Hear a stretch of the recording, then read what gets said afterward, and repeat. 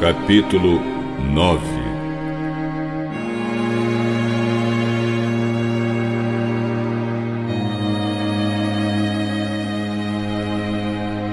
E Jesus terminou dizendo: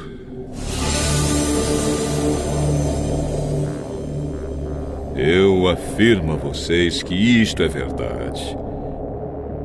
Estão aqui algumas pessoas que não morrerão antes de verem o reino de Deus chegar com poder.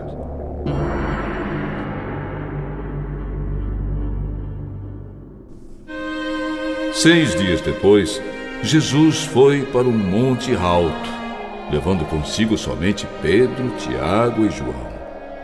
Ali, eles viram a aparência de Jesus mudar.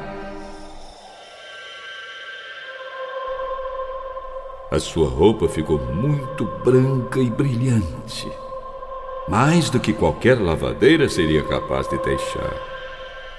E os 3 discípulos viram Elias e Moisés conversando com Jesus. Então Pedro disse a Jesus: Mestre, como é bom estarmos aqui. Vamos armar 3 barracas, uma para o Senhor, outra para Moisés e outra para Elias. Pedro não sabia o que deveria dizer, pois ele e os outros 2 discípulos estavam apavorados. Logo depois, uma nuvem os cobriu, e dela veio uma voz: Este é o meu filho querido, escutem o que ele diz. Aí os discípulos olharam em volta e viram somente Jesus com eles. Quando estavam descendo do monte, Jesus mandou que não contassem a ninguém o que tinham visto, até que o Filho do Homem ressuscitasse.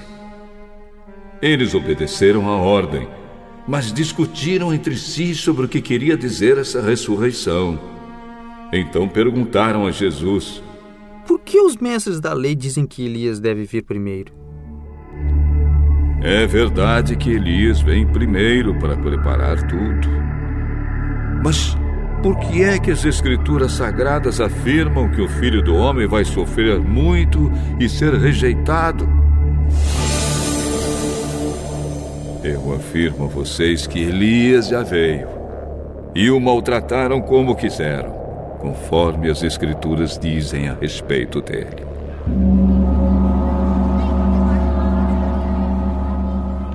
Quando eles chegaram perto dos outros discípulos, viram uma grande multidão em volta deles e alguns mestres da lei discutindo com eles.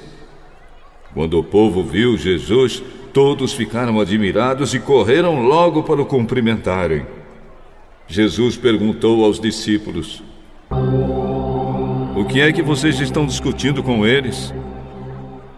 Um homem que estava na multidão respondeu: Mestre, eu trouxe meu filho para o Senhor, porque ele está dominado por um espírito mau e não pode falar. Sempre que o espírito ataca o meu filho, joga-o no chão, e ele começa a espumar e a ranger os dentes, e ele está ficando cada vez mais fraco. Já pedi aos discípulos do Senhor que o expulsassem o espírito, mas eles não conseguiram. Jesus disse: Gente sem fé, até quando ficarei com vocês? Até quando terei de aguentá-los? Tragam o menino aqui. Quando o levaram, o espírito viu Jesus e sacudiu com força o menino. Ele caiu e começou a rolar no chão, espumando pela boca. Aí Jesus perguntou ao pai: Quanto tempo faz que o seu filho está assim? Ele está assim desde pequeno. Muitas vezes o espírito joga no fogo e na água para matá-lo. Mas se o Senhor pode, então nos ajude. Tenha pena de nós. Se eu posso, tudo é possível para quem tem fé. Eu tenho fé. Ajude-me a ter mais fé ainda. Quando Jesus viu que muita gente estava se juntando ao redor dele, ordenou ao espírito mau: espírito surdo-mudo, saia desse menino e nunca mais entre nele. O espírito gritou, sacudiu o menino e saiu dele. O menino ficou como morto. Por isso todos diziam que ele havia morrido. Mas Jesus pegou o menino pela mão e o ajudou a ficar de pé.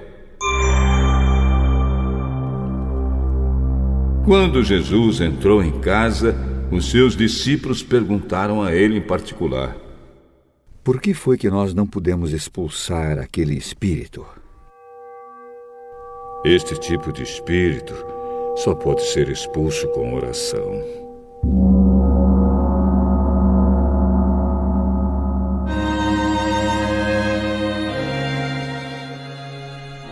Jesus e os discípulos saíram daquele lugar e continuaram atravessando a Galileia.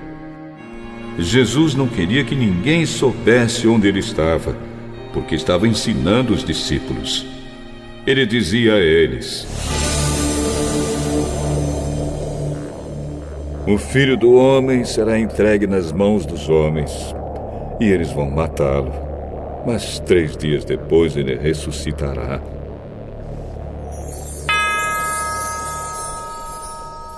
Eles não entendiam o que Jesus dizia, mas tinham medo de perguntar. Jesus e os discípulos chegaram à cidade de Cafarnaum. Quando já estavam em casa, Jesus perguntou aos 12 discípulos: o que é que vocês estavam discutindo no caminho? Mas eles ficaram calados, porque no caminho tinham discutido sobre qual deles era o mais importante. Jesus sentou-se, chamou os 12 e disse: se alguém quer ser o primeiro, deve ficar em último lugar e servir a todos. Aí segurou uma criança e a colocou no meio deles, e abraçando-a, disse aos discípulos: aquele que, por ser meu seguidor, receber uma criança como esta, estará também me recebendo. E quem me receber, não recebe somente a mim, mas também aquele que me enviou.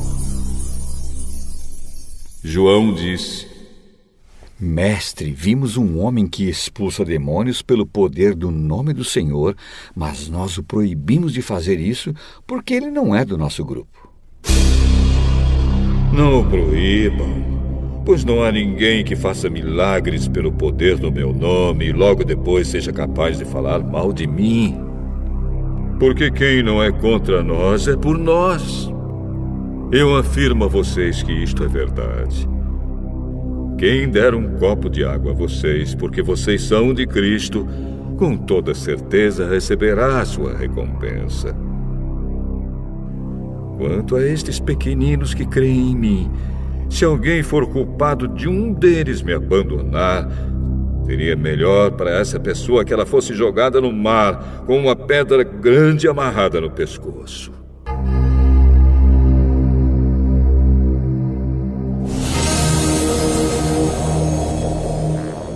Se uma das suas mãos faz com que você peque, corte-a fora, pois é melhor você entrar na vida eterna com uma só mão do que ter as duas e ir para o inferno, onde o fogo nunca se apaga. Ali os vermes que devoram não morrem e o fogo nunca se apaga. Se um dos seus pés faz com que você peque, corte-o fora, pois é melhor você entrar na vida eterna aleijado do que ter os 2 pés e ser jogado no inferno. Ali os vermes que devoram não morrem e o fogo nunca se apaga. Se um dos seus olhos faz com que você peque, arranque-o, pois é melhor você entrar no reino de Deus com um olho só do que ter os 2 e ser jogado no inferno. Ali os vermes que devoram não morrem e o fogo nunca se apaga. Pois todas as pessoas serão purificadas pelo fogo, assim como os sacrifícios são purificados pelo sal. O sal é uma coisa útil, mas se perder o gosto, como é que vocês poderão lhe dar gosto de novo? Tenham sal em vocês mesmos e vivam em paz uns com os outros.